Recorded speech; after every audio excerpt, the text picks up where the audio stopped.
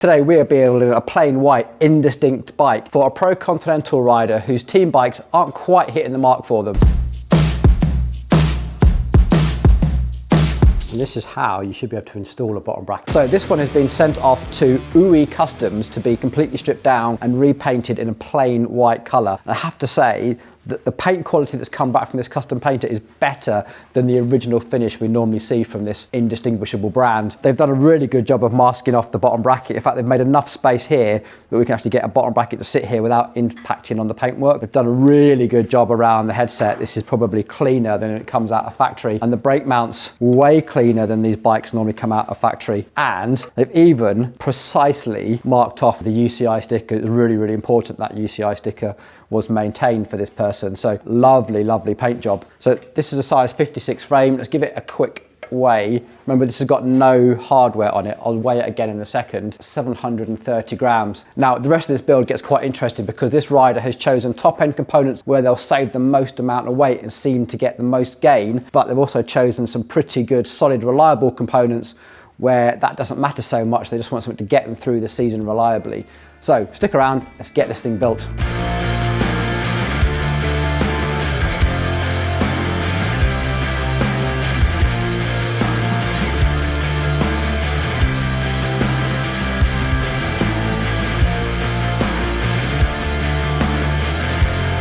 One area of concern I do have is just around this bottom bracket. Now, I did say they've masked it off really well, but it looks like as they've been sanding off the old paintwork, there's a slight concave that I can feel. So I'm just going to use my dummy bottom bracket here just to see how these threads are looking. And I really want to make sure we've got a really nice flush fit. If you remember from the previous SL8 videos that we filmed, this paint actually comes down a little bit further, which means that when you're fitting a Shimano bottom bracket, it actually sits on the paintwork rather than sits up against this raw carbon. So UE Customs, good job. Just to illustrate that a bit better, the bottom bracket we're fitting is going to be a BB Infinite, and the flat surface it needs to touch the frame is 43 millimeters, and the area we've got to work with is 43 millimeters. I think normally when they paint these, they assume that you're going to be fitting the Dura-Ace bottom bracket, which is actually a slightly smaller diameter, but this is going to work really nice.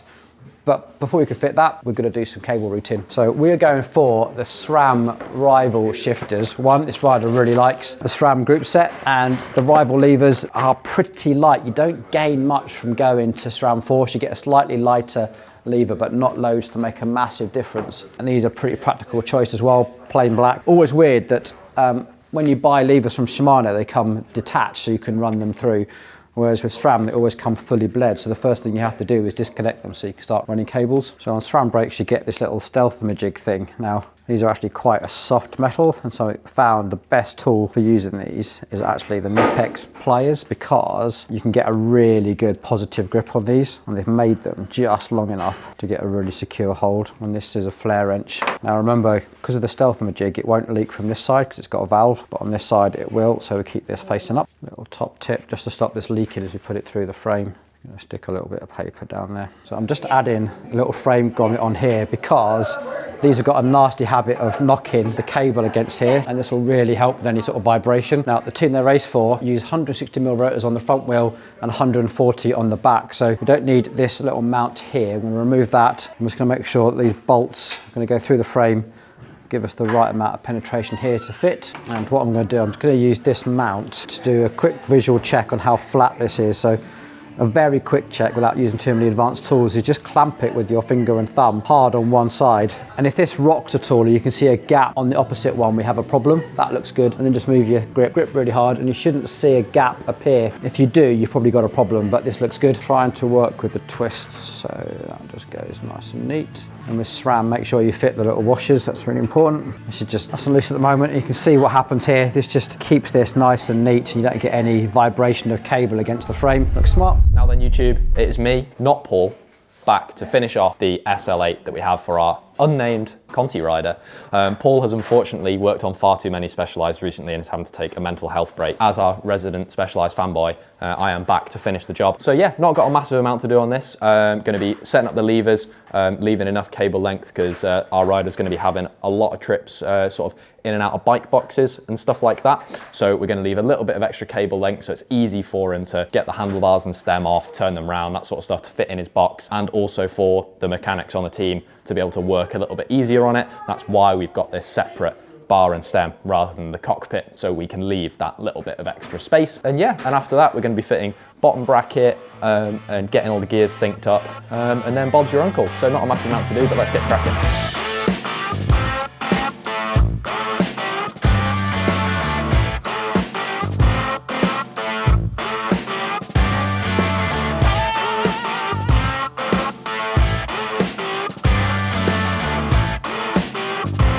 Right, so I've got the levers on, but we need to make sure that these are going to be level, straight, even with each other, and of course at the 10-degree UCI tilt for maximum aerodynamics. So what I'm going to be doing is I'm going to be using these two bad boy tools. Now this is the Abbey Tools hanger alignment gauge, and this is probably one of my favorite tools we have in the shop. Everything that Abbey Tools make is like absolutely awesome. Really well made, really nice, quite expensive, but I think that's kind of fair. And we have this little AliExpress adapter. Now what this does is this screws into the headset bung.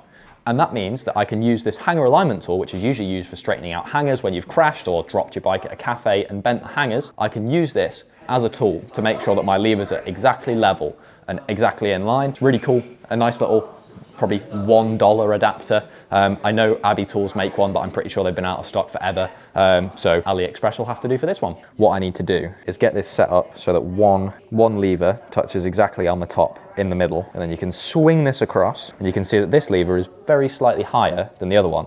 This obviously comes level there, whereas this one butts up against the top. So this needs to come down a little bit, just so we're exactly even on the levers and you're not sitting skew-whiff. Down.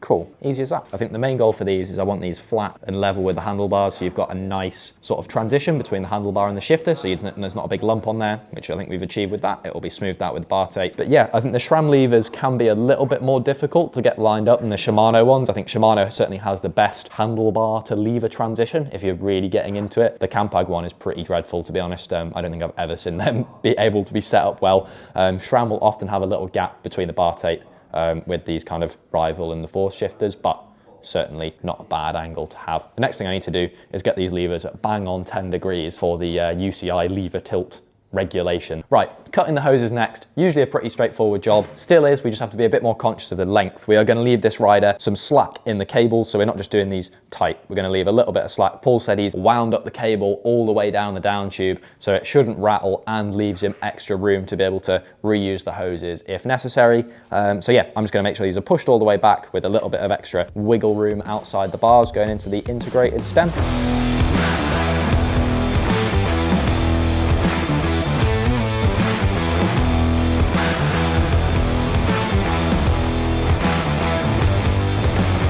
Thanks for taking over, Jake. I also understand that you had to replace the rim tape after this was just losing pressure. Now seems to be a whole lot better. We get this quite a lot on Roval wheels actually. They don't stick the rim tape down properly, we have to redo it.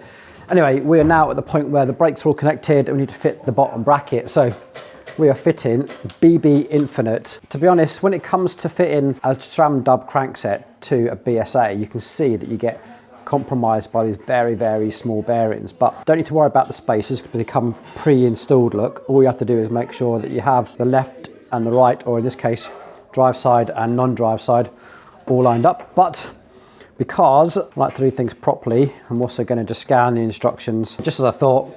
Some grease on the threads and some bearing grease on the axle itself. In fact, mobile phone is actually one of the most useful tools in the mechanic's arsenal because you've got to look up so many specific instructions. You've really got to have access. If you don't have it to your hand, the temptation is just to not look them up and guess, and that's where mistakes happen. So this is our red grease, this is calcium sulfonate assembly plate, this is lubricant to prevent threads from gouling and corrosion setting in. This isn't a lubricant for things to move easier. Now, because we've got to line up two sides, what I'm going to do is, while there's still a little bit of movement, Let's get this side threaded on as well, and then we'll do the two up against each other. So this is DS for drive side. It even has the arrows on telling you which direction to thread it. And this is how you should be able to install a bottom bracket. You should be able to install it pretty much all by hand. If you can't do this, you've got a problem with your threads. Yeah, and that's got a bit tight now because it's now starting to interfere. So right, let's get a tool on it.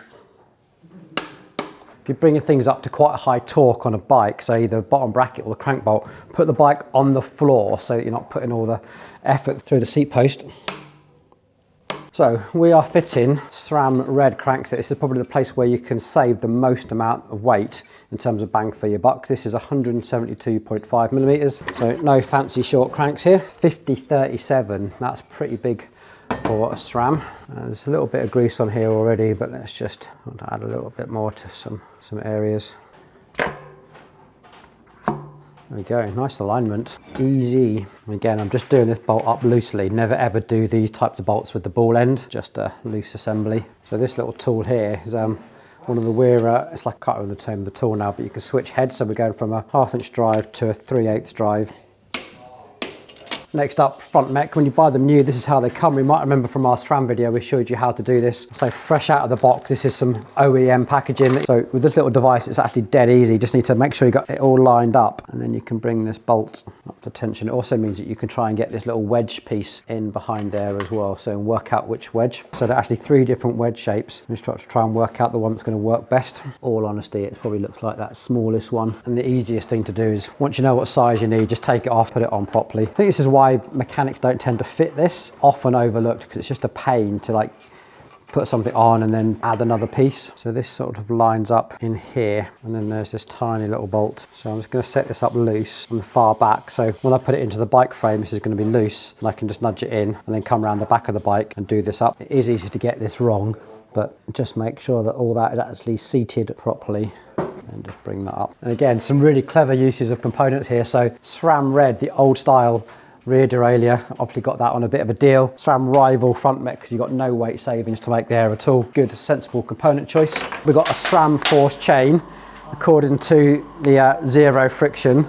This is the faster than a SRAM red chain. Who would have thought it? If you remember, correct way to size a SRAM chain is wrap it around the big ring, wrap it around the big sprocket, find the cross and add 2 links. So we are there. Remember, when you're doing this, just go slowly, because if these limit screws aren't set up properly, you can easily instantly throw the chain off and you've got damage to your paintwork before you've even turned a wheel in anger. So 2.5mm Allen key. Instantly just want to set the high limit screw just to make sure that this chain can't go into frame at all. Set our low limit screw, then we set our low limit screw here.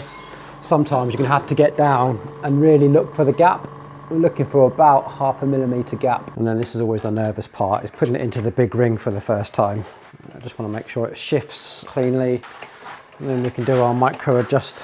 The last job, set the B limit screw. So back to the mobile phone for instructions. We've got a SRAM red, the old one with no markings on it. So our max is a 33.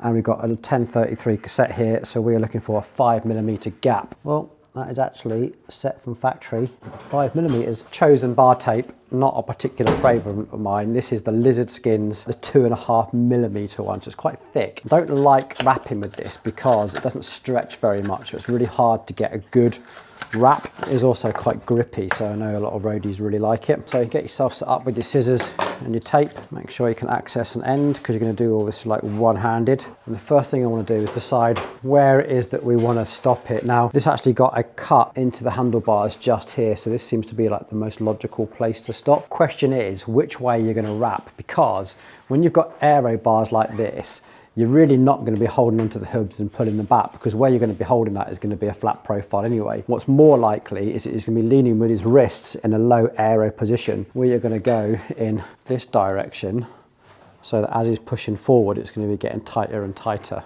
So you can't stretch this, so I'm just trying to manipulate this to try and get as much contact onto the bar as possible. Do one complete wrap. So the important thing is to wrap and cover up that bit of metal, but also we're going to try and fill this little gap here. So I'm going to try and pull that back. See how I'm just using my thumb to push it into the baggy section. Cool, and then wrapping it this way means that now when we're down on the drops and we're doing this to shift gear, that everything's going in the right direction. We're done, but before we weigh it, because I know you guys are going to be super keen to know how much it weighs, a couple of things about the details, because this rider has been really clever about the component choice. First of all, picking up a older generation SRAM red rear derailleur, because they're only going to go to a 1033, so there's no advantage to the new one. Happy with the old design. No massive weight savings there, but we have gone for the SRAM Red 1033 cassette, which is definitely going to help save some weight. We've also got the SRAM Red Crankset, another place where you can really save weight. But the front mech and the shifters are just SRAM rival. To be honest, no difference there between the front mech. That's pretty much the same weight as a SRAM Red or a SRAM Force. The shifters, the biggest advantage to going to the Force or the Red is actually the lever shape. Until they bring out the Force or the rivals in that new shape that we see on SRAM Red, I think this is a wise choice, but I'd imagine that because this is a racy position, we want that better lever design in the future. The Roval wheels are the ones with the standard 350 hubs. Again, only a very small weight saving to come from the hubs, but they are really durable, really reliable. And I think the Vittoria Corsa Pros are a bit his own choice, but I think the team he races with are also sponsored by Vittoria as well. These are the 28mm ones. SMP Saddle, one of their favourite bits of kit, and we just fitted up some LOOK pedals, so we've got a direct comparison. So my LOOK blade with SRAM Red group set, fast forward wheels, more set up for a durable setup, is at 7.9 kilos. When we measured this, a lot of the weight saving came in that paint job. It seemed like this scraping all the paint off and putting it on a white paint saved some weight. So I'm expecting this to be much closer to 7 kilos. I don't think we'll be under. We are at 7.25. So there we go, 7.25 kilograms for a pretty reasonably spec bike, ready for a season of racing on the continent. I wish I could tell you who the rider is. He's a local person. I really, really hope he does well. If you like this sort of content, please think about subscribing to the channel, share it, like it, get down in the comments, tell us what do you think, and could you see yourself riding a bike like this yourself? All right, looking forward to hearing what you've got to say about it. See you on the next one.